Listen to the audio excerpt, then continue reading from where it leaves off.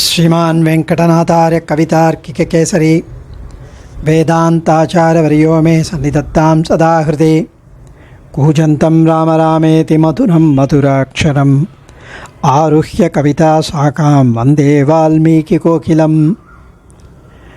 We have been enjoying the Navarasams of Srimad Valmiki Ramayanam as beautifully portrayed by sage Valmiki, seeing the true life events right in front of his eye with the anugraham of Chaturmukha Brahma on him, also with the initiation of sage Narada on sage Valmiki.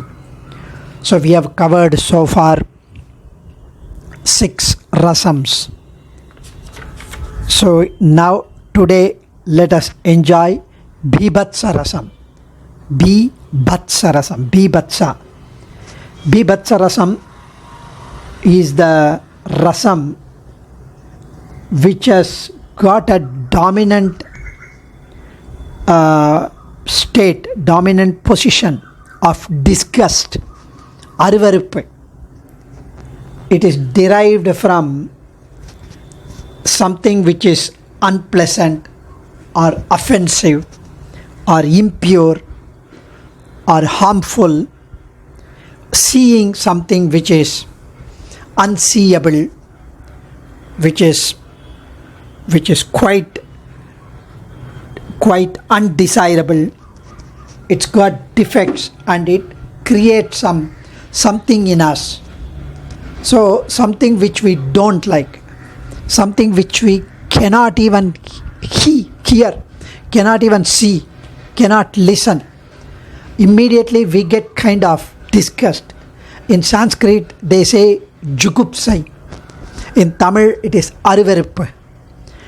Along with that we may get some bhayam, some anger. That is bibhathsa rasam. Jugupsa sthayi bhavastu bibhatsaha katyate rasaha. That is what Sahitya Darpanam mentions about the definition of bibhatsa. The sthayi bhavam of bibhatsa, the determinant of bibhatsa is dominant state of disgust, jugupsa. And when we see such a bibhatsa, when we see such a scene, we close our eyes, unbearable to see, and that is bibhatsa. For example, in Mahabharatam,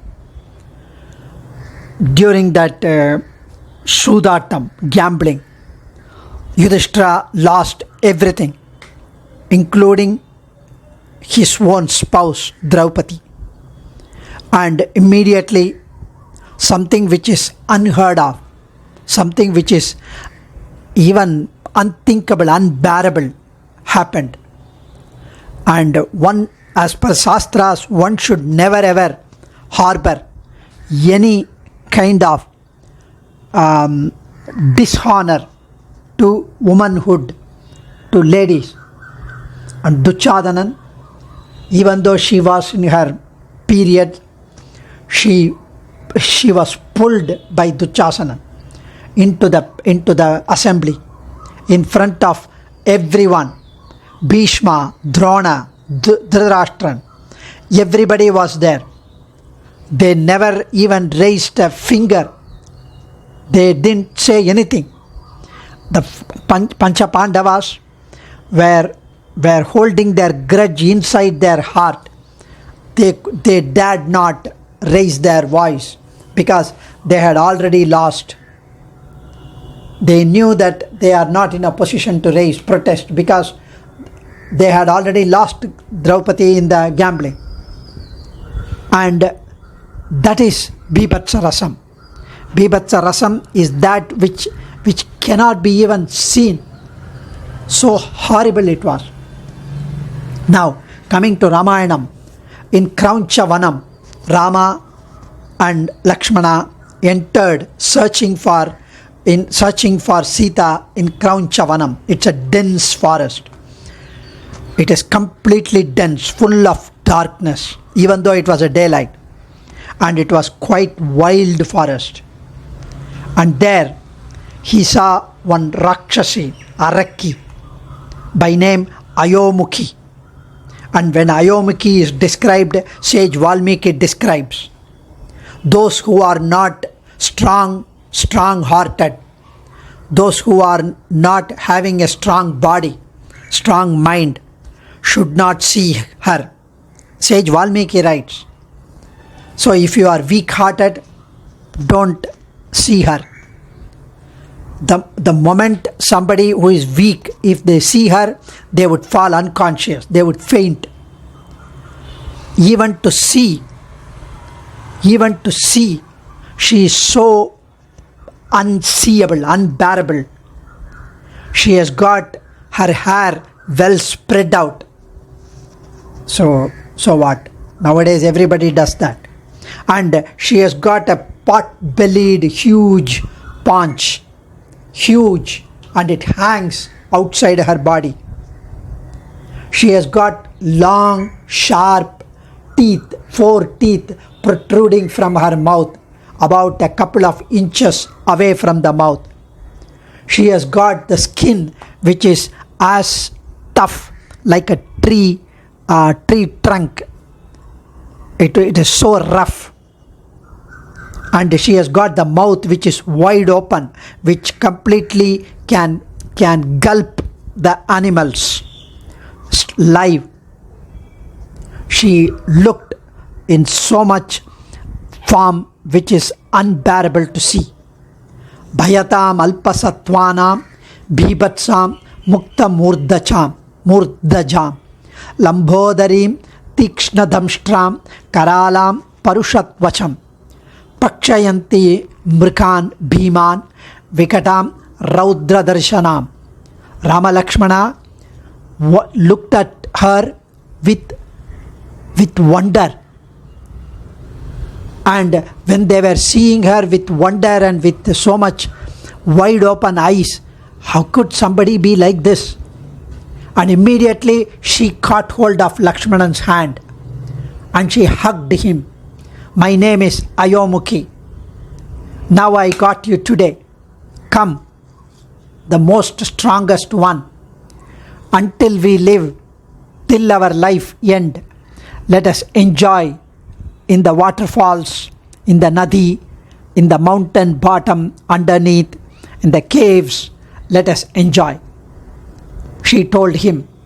Lakshmana was so much disgusted by her appearance and the proximity. He immediately snatched her hand and she cut her ears and the nose and the breast with his sword. And she ran away, bleeding, shouting, yelling and crying. Such a unforeseen thing which happened in the forest completely swept aside Lakshmana. Lakshmana was terribly depressed thinking about it. Lakshmana says, even after he tells Rama, Anna, my shoulders are still shivering. My mind is terribly shaken up. I think I've lost. I'm unable to think straight. You also be careful. Perhaps this is a bad omen. Lakshmana tells Rama. And then immediately, Spantate me dhritam bahuhu udvignamiva me manaha prayaschapya nishtani nimittan yupalakshaye tasmat sajjeevavaryatvam kurushva vachanam hitam. Lakshmana, don't be scared. Vanchulaka Pakshi is shouting. That means it is a good omen and it is declaring our victory. Don't get scared. I am here to take care of you. He slightly hugged his shoulder and assured him of and comforted Lakshmana. That much bibhathsa Rasam affected Lakshmana. And while they were talking, there was a huge noise which came as if some big branch of a tree fell down. That was a sound. And there was a big turbulent wind that blowed like a storm. And suddenly they saw in front of them one terrific, huge body. Just a stomach and a chest they saw in front of them. Very big. Vivriddha Mashiro Grivam Kabanda Mudare Mukham Romabi Nichitai Tikshnaihi Mahagirimivoshritam Neelamega Nibam Raudram Mekastanita Nishwanam Agnijwala Nikachena Lalatastena Dipyata. So he looked just below the chest. The stomach was there, and he was huge. He was like his two hands which hung out of the shoulders, out of the chest on both sides. Each hand was about 8 miles. 8 miles each hand. And the thickness of the hand itself is about a kilometer, half a kilometer. And with the two hands he was blocking the way. And his head and the mouth were all inside his stomach. And he had such roaring, thunderous voice which came from the stomach. His head, his neck were all inside the stomach. And he had a huge teeth which came out of the stomach. And his tongue was about 1 foot long, with which he was licking his stomach and his face which was inside the stomach. And he was very, very merrily, he was gulping the lions, the bear and the elephants were all just picked up by his hand and pushed into his stomach. Similarly, he caught hold of Rama Lakshmana. Rama Lakshmana were pulled with speed by his two hands. And immediately the most valorous and strongest Rama hit his hand. And because of which, with the other hand, Lakshmana was crushed by Kabandan.